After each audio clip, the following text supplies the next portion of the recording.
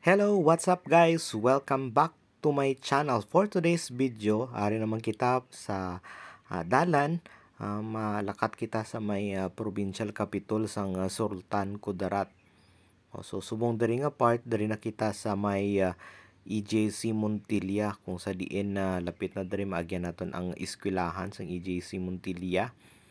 So ini siyang dalan no, palakat ini siya sa capital no, capital town ng Sultan Kudarat amo ang Isulan. So naka time lapse gyapon kita mga guys kay para magkasya ang aton nga video. No, so diri na kita nga part may mga maagyan kita diri nga mga African no, kag kung makita naton damo sa mga tricycle, mga salakyan nga gaalagi kay panghapon na ini siya. No, and then diri guys lapit naman ang SKSU. So medyo slow down kita kay ti syempre school. So na diri dapat maghinay man kita kay may nagalagi nga mga estudyante. Kag diri nga area guys, diri makita naton ang mga processing center no. So soon to open ina siya. So para gid na siya sa mga tourist no kag sa mga residente sang Sultan Kudarat.